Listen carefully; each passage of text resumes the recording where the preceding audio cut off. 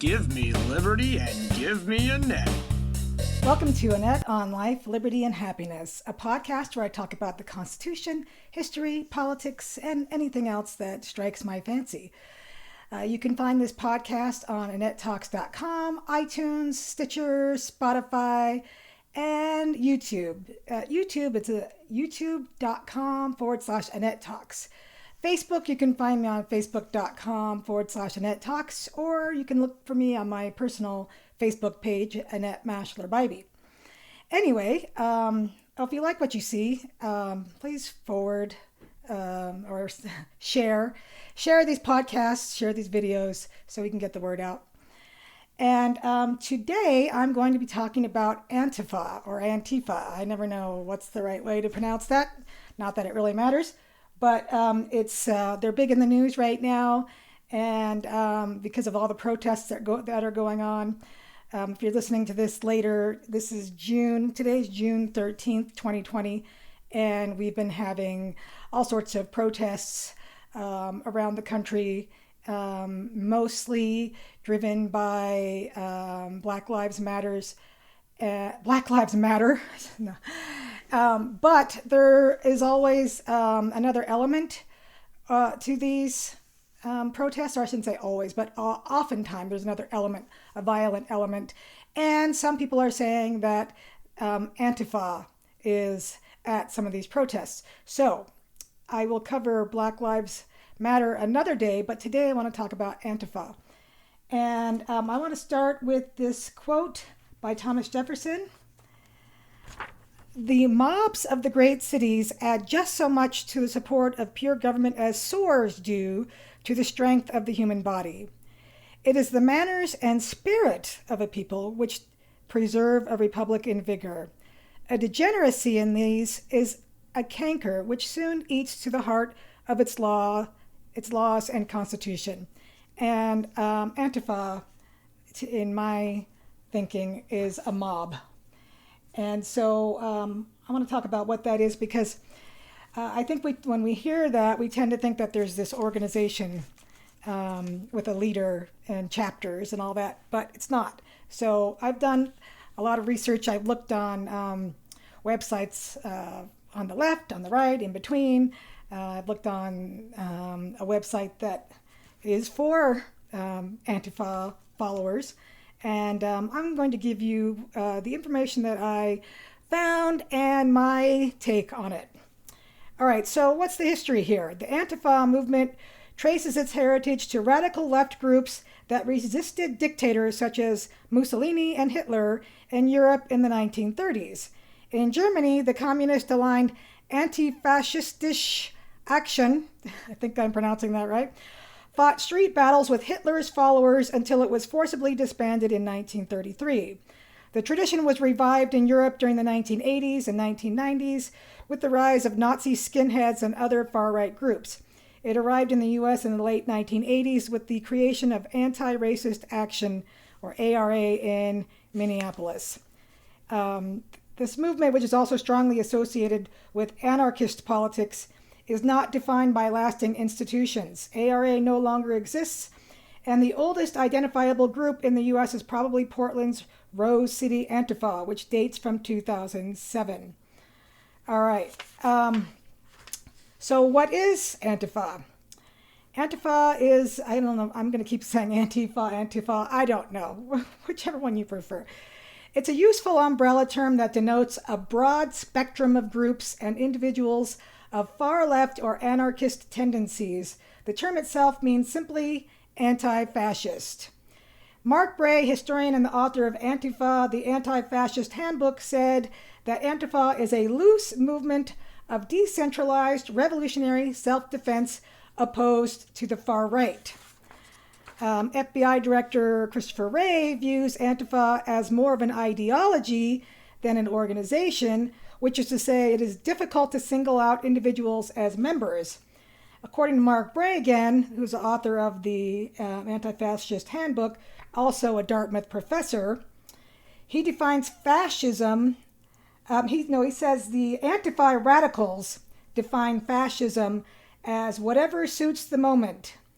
Bray says there is a lot of debate about what constitutes fascism, and it's a legitimate question to ask, where does one draw the line?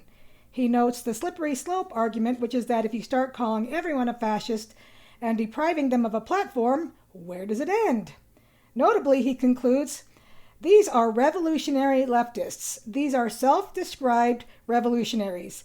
They have no allegiance to liberal democracy, which they believe has failed the marginalized communities they're defending. They're anarchists and communists who are way outside the traditional conservative liberal spectrum. So this is really important. This group is anarchist. They're revolutionary. They do not believe in the democratic process. They're not interested in being part of the Democrats. Obviously not the Republicans, because they see pretty much everyone as fascist. So they're not interested in working within the system. They want revolution. They want anarchy. And they actually get upset when they feel like they're being co-opted by liberals or Democrats. That's not their goal. Their goal is not to work within the system. The other thing that strikes me is that I can see where anti-fascists were needed and had a place during World War II against actual fascism like Hitler and Mussolini.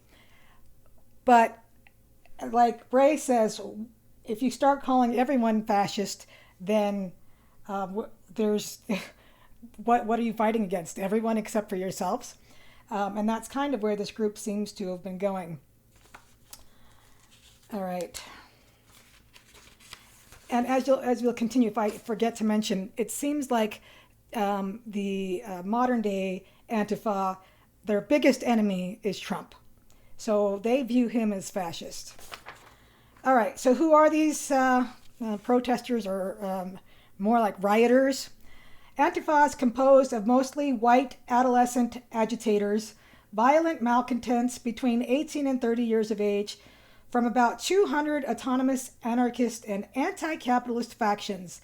Thus, it's not an overtly formal organization. And this article says, yet. Now, this article was written in 2017, but he updated it later, just recently, and he still says that it's not overtly formal yet. One of the rumors about them is that they are funded in part by George Soros. Of course, I'm not going to find anything online that's definitive proof of that.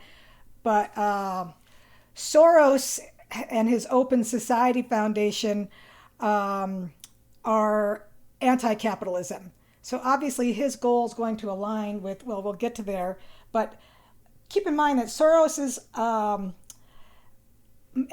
is to go in and disrupt and take down governments and put in the government that he supports, which is always going to be anti-capitalist.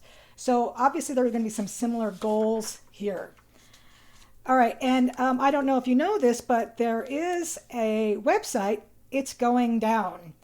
I think it's itsgoingdown.org. See if I can find it. It's a news blog. It doesn't say .org or .com, but I just went in and Googled It's Going Down. And they have a blog that is like a news blog for them that keeps them posted on the latest protests, where to attend them, what happened. And later I'm going to talk about Chaz and what's going on there. But there was a post about Chaz on It's Going Down. And it says, the organizer of that website says traffic on the website has grown from a few hundred daily hits to between 10,000 and 40,000 hits on its best day. He says there's a crisis among the left, and they're looking for alternatives outside of party structures. The anarchist movement is one that's working outside structures. People are excited about that. Again, outside structures. That means they are not interested in running for office or backing campaigns or funding parties or getting people elected at all. They're not interested in that. They are interested in anarchy. And this reminds me of the episode I posted maybe about a month ago, where I talked to the author of the book on parties and how they need a realignment. And this reminds me of how we are at a critical point in our history right now where our party system seems to have grown old and decayed and not addressing the issues that the people want them to address. And we are really ready for a realignment. And I think some of what we're seeing right now is a result of that. We see this group who see themselves as representing the disenfranchised or the ignored or the underrepresented, the underdog, because they don't feel like the parties represent those people. And I'm guessing they're not seeing the changes they want within the party. Now, I'm not saying that the parties need to embrace this. I'm saying that there needs to be some kind of outside of the box thinking that addresses some of the issues that they're concerned with. Obviously, rioting is not the way to do that, and anarchy is not the way to achieve helping out the underdog. Also, it's worth noting that one of the reasons that they've become more active over the last few years is because they were all energized by Bernie Sanders and his campaign, even though Sanders has disavowed them and says he's not. He disavows the violence and he's not connected with them. He is, however, a self-described democratic socialist.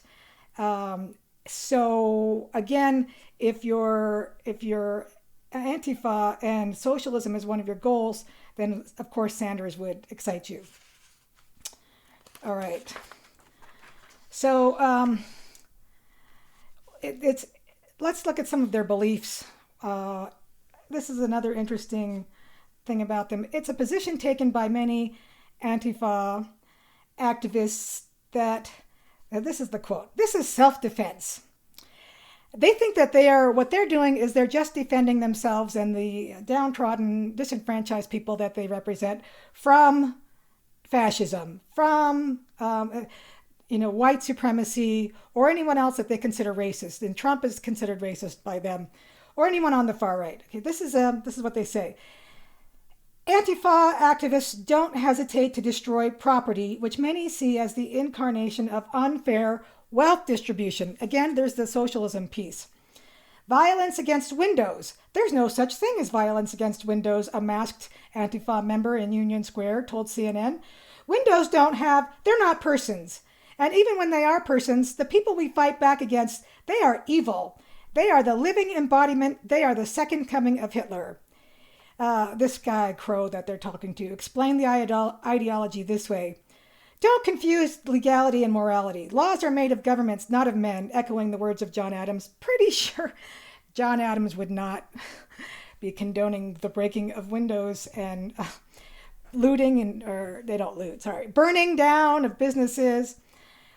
Crow explained the idea, each of us breaks the law every day. It's just that we make the conscious choice to do that, he said. Antifa members also sometimes launch attacks against people who aren't physically attacking them. The movement, Crow said, sees, this is really important, sees alt-right hate speech as violent. And for that, its activists have opted to meet violence with violence. Right or wrong, that's for history to decide, he said. Okay, so this is really huge. They see what they consider hate speech as violence. So if someone says something that they don't like, they can that's violence, and so they can be violent with that person. So they can physically attack someone who says something they don't like. And that's for history to decide if that's right or wrong. So if any of you are feeling like you maybe sympathize with where they're coming from, maybe you think socialism is a worthwhile goal, or you want to represent the underrepresented, just remember that they don't believe in free speech. The First Amendment, freedom of speech, is not something that they value. That is not something that they honor. It's violence. So they are fully justified in attacking someone for saying something that they don't like. That's very, very important to remember. All right. So, again, just to give you another idea of where they're coming from, what they believe in. This is after the protest at the Trump inauguration, and that was one of their biggest protests. It said many of those arrested identified themselves as part of the Antifa movement. Its name derives from anti-fascist, and it has come to represent what experts who track these organizations call the hard left, an ideology that runs afield of the Democratic Party platform and supports oppressed populations as it protests the amassing of wealth by corporations and elites. They often denounce, they often say, Antifa activists who operate without any centralized leadership told CNN that their goal is peace and inclusivity. They say that. They often denounce capitalism and government. Although I don't know how you have socialism without government, because socialism requires authoritarian government. But anyway, since Trump entered the world stage, they've condemned his push to tighten immigration rules and what some view as his tendency towards racism. So they don't like capitalism, they don't like government, and they really don't like Trump and his push to tighten immigration. I'm guessing that they are for open borders because somewhere I saw one of their chants was "No more USA." All right. And so obviously they are outside of the mainstream. They are way outside of even the left and the Democratic Party. And just to give you an idea of how they're outside, one of the nation's most noted liberal protagonists, Harvard Law professor Alan Dershowitz, warned that Democrat leaders are making a grave mistake by embracing those who want to tear down America and by not condemning both sides of the riotous mobs in Charlottesville, and I would add Chicago, Seattle, New York, all the other places that rioting is starting in, at least in part, by Antifa. He implores his fellow Democrats, do not glorify the violent people who are now tearing down the statues. Oh, guess what? It's going on again. Many of these people, not all of them, many of these people are trying to tear down America. Antifa is a radical, anti-America, anti-free market, communist, socialist, hard left, censorial organization. They use violence. I'm a liberal, and I think it's the obligation of liberals to speak out against the hard left radicals, just like it's the obligation of conservatives to speak out against the extremism of the hard right. In other words, police your own, people. Don't allow people that are doing extreme things because you think that they might help your cause to get away with doing these sorts of things. Police your own. Even Nancy Pelosi condemned Antifa back after Charlottesville, declaring our democracy has no room for inciting violence or endangering the public, no matter the ideology of those who commit such acts. The violent actions of people calling themselves Antifa in Berkeley this weekend deserve unequivocal condemnation, and the perpetrators should be arrested and prosecuted. So this was obviously, again, a few years ago. All right, and just more ideas of where they're at, where Antifa is coming from. Crow, again, this is the one that I was quoting earlier, says, the philosophy of Antifa is based on the idea of direct action. The idea in Antifa is that we go where they go, the right-wingers go. That hate speech is not free speech. That if you are endangering people with what you say and the actions that are behind them, then you do not have the right to do that. And so we go to cause conflict, to shut them down where they are. Because we don't believe that Nazis or fascists of any stripe should have a mouthpiece.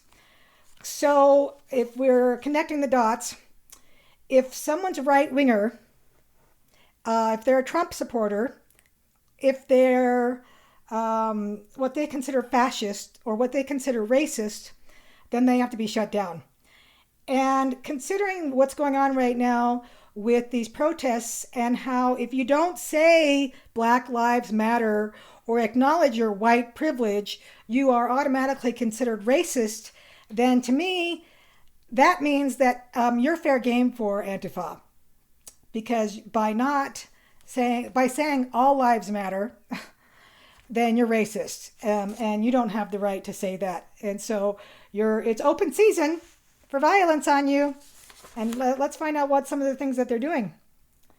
All right. And this is again from, I think it was right after Charlottesville. What they are trying to do now is not only become prominent through violence at these high-profile rallies, but also to reach out through small meetings and through social networking to cultivate disenfranchised progressives who heretofore were peaceful. So in other words, they're going out and they're finding people that feel disenfranchised, which again, because our parties are failing us, they're crumbling. I don't know how many of you saw this, but I think the most annoying, I mean, obviously the looters and the rioters setting fire to businesses is horrible. And I'll probably do another episode on the aftermath of that and what that means, because they're causing tens of millions of dollars of damage to private property, to people who don't have either don't have insurance or don't even have the enough insurance to cover them, or they don't have enough capital to get back on their feet even with insurance, or they don't have the deductible. So people are losing their businesses because of this. I mean, I had someone on Facebook one day say something that just blew my mind. When he saw that this was happening, and I guess he relates to these people trying to achieve civil rights. These mostly I think this was a combination of Black Lives Matters folks and Antifa, and he saw the destruction. And he said, well, this needs to happen. That's the only way you get anyone's attention. And there's insurance that will fix those windows and those businesses. Well, I beg to differ, because now I've got articles that say, quoting people that say, we don't even have the deductibles to pay. Because guess what? We just went through a massive shutdown of our economy for what, two and a half months? So these businesses are already on the brink of closing, and then they're just getting back open again, and they're shut down by this. And by the way, I do believe that the shutdowns are part of what fueled this. A lot of people have been stuck at home, not working and either not making money or sitting at home making money. But either way, sitting at home, stewing, and ready to get out. And then, you just light that match and boom, they're off like a powder keg. So thank you, governments, for shutting us down and helping to create this, you know? How many of these disenfranchised 18 to 30-year-olds were sitting around in their parents' basements, you know, and then they saw an opportunity to get out? Because obviously there's no real unifying goal or value system behind here, because it's anarchy, it's socialism, and no government. You can't do socialism and no government at the same time. And representing the disenfranchised or the people that don't feel like they're heard, and it's anyone that doesn't believe what they believe is fair game. To me, my belief is that it's a generalized anger at life in general, and finding an outlet. And guess what? If you can put a mask on, and now it's even easier because they're telling people to wear masks while they're protesting. Anyway, they're putting on masks so they have anonymity, and then they're getting out there and just letting loose. And they hate trash cans. Have you noticed that? I don't know what they have against trash cans. But, one of the things it says is, while it can be difficult to distinguish Antifa activists from other protesters, some dress head to toe in black. Members call this the Black Bloc. And you've probably, some of you have seen that. I want to read a little description of what the Black Bloc is. And, it's meant to create fear, and it does. Black Bloc is a group of protesters who wear black clothing, ski masks, scarves, sunglasses, motorcycle helmets with padding, or other face-concealing and face-protecting items. The clothing is used to conceal wearers' identities and hinder criminal prosecution by making it difficult to distinguish between participants. It is also used to protect their faces and eyes from pepper spray, which is used by law enforcement during protests or civil unrest. The tactic allows the group to appear as one large unified mass, Black Bloc participants are often associated with anarchism, anarcho-communism, libertarian socialism, anti-globalization movement, or anti-fascism. Libertarian socialism to me is an oxymoron, by the way. You need authoritarianism to enforce socialism and communism. So to me, it just spells anger. The tactic was developed in the 1980s in the European autonomous movement's protests against squatter evictions, nuclear power, and restrictions on abortion, as well as other influences. Black Blocs gained broader media attention outside Europe during the 1999 Seattle WTO protests. Then a Black Bloc damaged property of Gap, Starbucks, Old Navy, and other multinational retail locations in downtown Seattle. Remember the Occupy movement? All these young thugs that were protesting the corporations as they were tweeting on their iPhones. Yeah. Anyway, all right. And so Attorney General Barr confirms that in many places it appears the violence is planned, organized, and driven by far left extremist groups and anarchic groups using Antifa-like tactics. In an official DOJ statement, he added, groups of outside radicals and agitators are exploiting the situation to pursue their own separate violent and extremist agenda.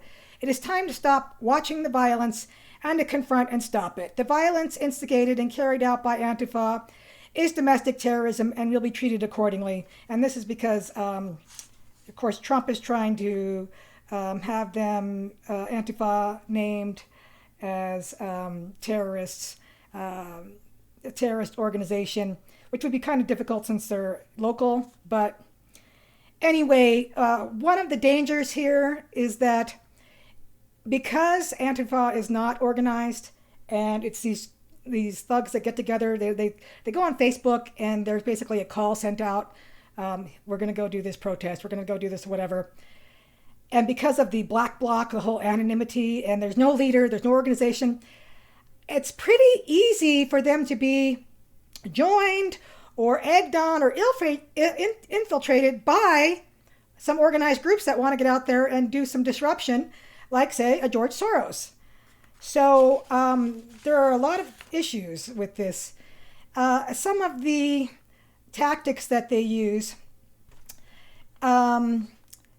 Okay, so this is from the police report after a protest in Portland. Portland has a lot of problems with these folks. This is from June 4th, May Day protest. I think this was 2017. All right, says, we did seize a large number of weapons or things that could be used as weapons. Everything from knives to brass knuckles to poles and sticks and bricks and bottles and road flares and chains. 100% they came geared up to fight if it would be allowed. And also what some of the, I mean, I don't know how much to believe it, but some of the right-wing groups that they've come up against, some of these white supremacist groups have said that it's the Antifa that always starts the violence. I don't know if that's true or not, but I've seen that more than once, that they're the ones that are always ready to start. So it's like come spoiling for a fight. That's why I say generalized anger. They're not specific in what they want. There's no specific demands. It's just generalized anger against the man, against government, against America. All right. And another thing that this says is that most new Antifa members don't fall into a stereotype that since the election of President Trump, most new Antifa members are young voters. And I would say they're generally white folks. And so one of the things I've been trying to figure out recently, because it's obvious that Antifa is in Chicago, is in New York, where these pallets of bricks are being set out. And so what I'm wondering is if they're not organized, where are the bricks coming from? Somebody's providing that. It would be really nice if journalists would actually do their jobs and get out there and find out,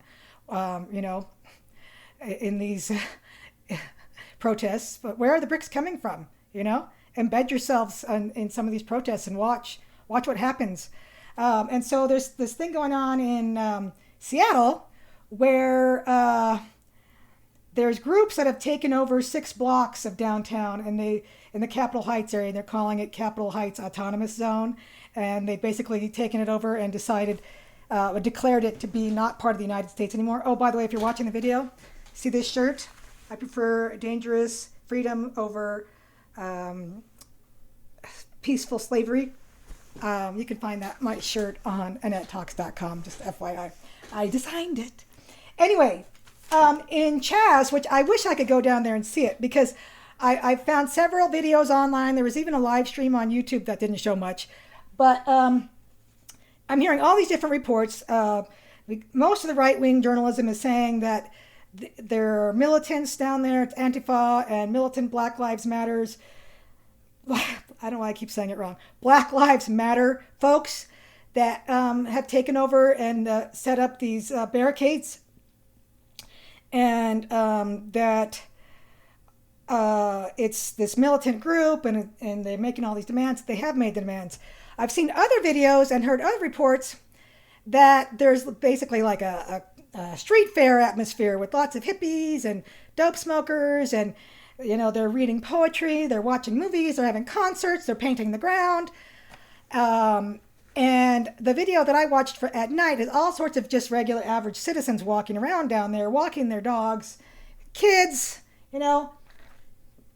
And so, but the demands that they're making are things like getting rid of, defunding the police, getting rid of prisons.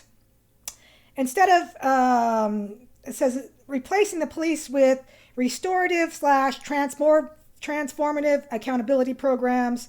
They want, I don't have the whole list here, but they want a lot of socialization of education. They want Black doctors to treat Black patients. I mean, they have a whole list of things that were not really cohesive, number one. Mostly seem to be geared towards Black rights.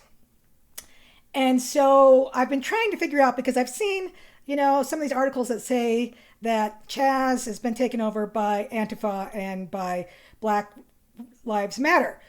And so from what I'm seeing, some of these demands align with some of the things that Antifa wants, but some of the head of Chaz, like some of the de facto heads, Nikita Oliver, a radical activist and former mayoral candidate, emerged as a critical voice of the protest movement and assumed a leadership role in the newly declared autonomous zone. And she says, we need to align ourselves with the global struggle that acknowledges that the United States plays a role in radicalized capitalism. She told protesters, radicalized capitalism is built upon patriarchy, white supremacy, and classicism. And then there's a rapper whose name I don't have in front of me right now, who's also kind of delegated himself as a leader.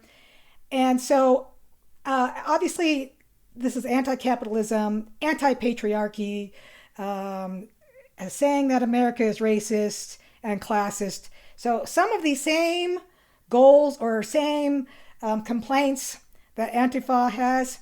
So my guess from everything I've gathered about Chaz is that I'm guessing there might be some Antifa in there, along with some militant Black Lives Matter folks who set up the barricades, who are doing the policing of it, who are trying to run it, who are making the demands.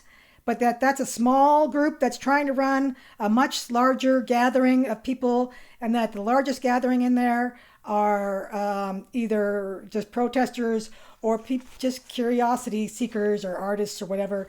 But I really hope that can come down. I would like to see them just turn off the sewers, turn off the water, and basically say, disperse. Get out of there. Another friend online had a great idea. She said, cut off Wi-Fi, cut off cell service. I thought, yeah, that'll get rid of all of them. All the millennials, all the Gen Zs, everybody. That'll get rid of them. Nobody's going to stick around if they can't get on their cell phones. Anyway, so that's my take on Antifa. Not organized, not a cohesive movement, but dangerous in their disorganization and dangerous in their lack of demands or lack of what they want. They're just violent, they're angry, and they're violent, and they don't respect the First Amendment, so they think they're justified. How dangerous they're going to be down the line, I don't know, but when they start combining with Black Lives Matter, who it's silly to say that actually, because there's Black Lives Matter, which is an organization that has a website and a list of beliefs, and then there's this now the hashtag or the slogan that we're all supposed to say that seems to have just now mean we believe in equal rights for Black people. That seems to be what it means. But the actual organization is very radical and goes well beyond just saying that Blacks need rights. So if you get the militant organizational head of Black Lives Matter and Antifa together, that's an explosive combination who are going to look to bring down the country. And what we're seeing in Chicago and New York, Minneapolis, and to some degree in Seattle is what I'm afraid is coming to a town near you. So now you know what they are. Our government, our governors, our mayors cannot allow this. One of the quotes that I found earlier basically blamed the Minneapolis mayor, I think Jacob Fry is his name, for allowing the rioters and the looters to get away with it when it first started. He could have shut the whole thing down, but now he set a precedent that allowed the rioting and looting to spread to these other cities, and now we've got it all over the country. So our government needs to take a hard line against the rioters and the protesters, understanding where they're coming from. And obviously there's a difference between protesters who are peacefully protesting, which is an American right and an American value, and rioting and looting and anarchy-driven individuals. So that's Antifa. Let me know what you think about this episode or this topic, any other episode at AnnetteTalks.com, on YouTube or Facebook /AnnetteTalks. And thank you all for listening. Tune in next time when I will be sharing my episode with Matt Townsend, who is one of my favorite guys, completely off the political topic, but a wonderful, wonderful episode. Anyway, thank you for listening to Annette on Life, Liberty, and Happiness.